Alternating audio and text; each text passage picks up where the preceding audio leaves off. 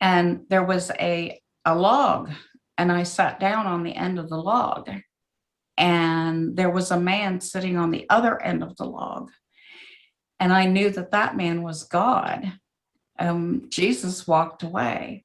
So I'm sitting there and I'm talking to this man, and he's got a stick, and he's kind of doodling in the the pine needles and the dirt, you know. And we just kind of chit-chatted for a minute, and then he said, "What would you do if it was just me and you?" And I was like, "What? I don't understand." And he said, "What would you do if it was just me and you?" And I still didn't understand the question. So he said, "Okay, well, come with me." So we walked further into the wooded area, and there was a clearing, and he just kind of waves his hand, and I could see like the sky opened up. It was like he unzipped the sky, and I could see the vastness of the universe, you know, the spinning planets and sparkling stars and rainbow colored gases, but there was no people. There were no houses, no cars, no trees, no animals, nothing. It was just all of that. And I looked at him and I said, "I don't think so. But this is huge. And with all of this and just me and you would not like me after the first 10 minutes, because I would talk your ear off and you wouldn't like me anymore." And when I said that, he kind of threw his head back, and he had the bluest, sparkly blue eyes. His eyes were just magnificent. And when he laughed, his laugh was so contagious that I started laughing. And I thought, that was the dumbest thing to say to God. No, I mean, who does that? So I don't know. I was kind of embarrassed at my response, and he just laughed. And then we went back and sat down with the log. And he said it again. "What would you do if it was just me and you? No parents, no husband, no children, no friends, nobody, just me and you."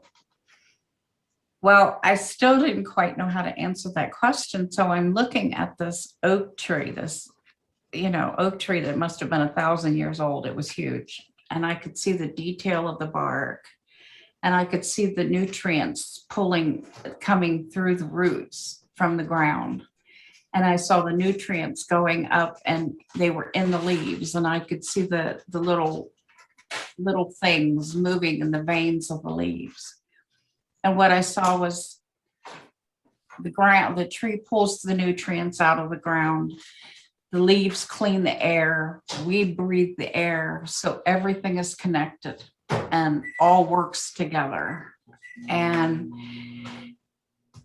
so as I'm noticing this, all of this detail, and I don't know why I said this, because I've never read the Quran in my life, never seen it. I don't know anything about that tradition at all.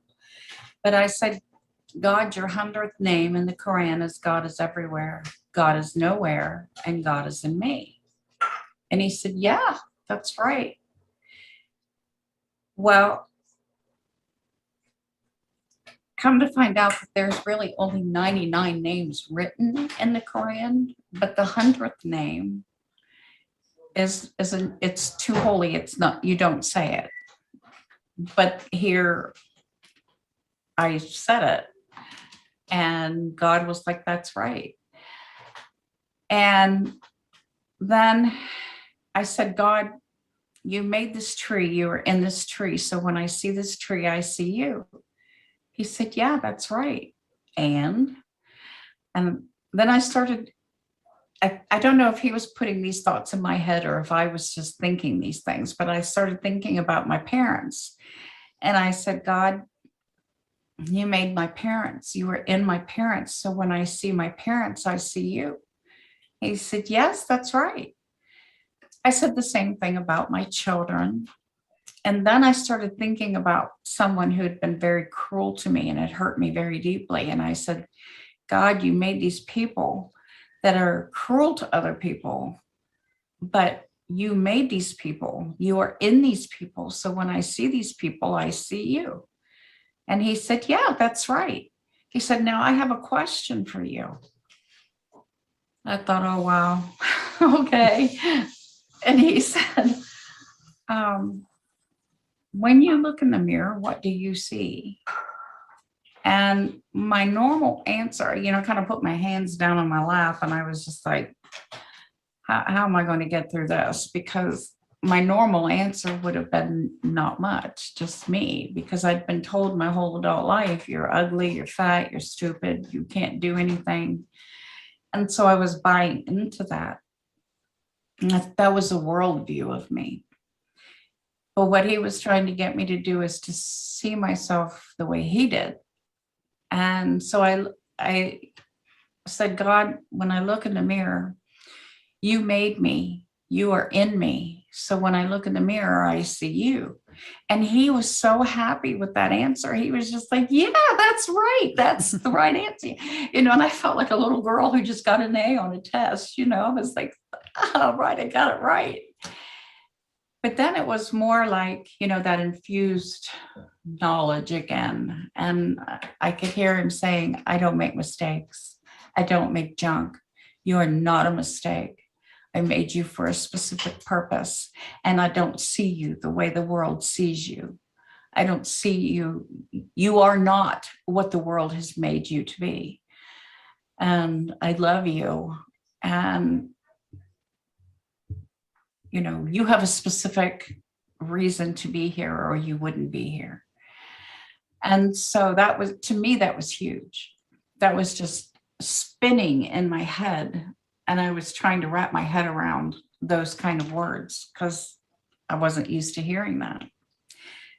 Well, then after that, there were these two, they were angels, but they just looked like women in pretty robes, gowns, ornate gowns. And they took me to this lake. And this lake was like looking, it was so clear. It was like looking through glass. And I kind of looked down like this, and I could see the earth below.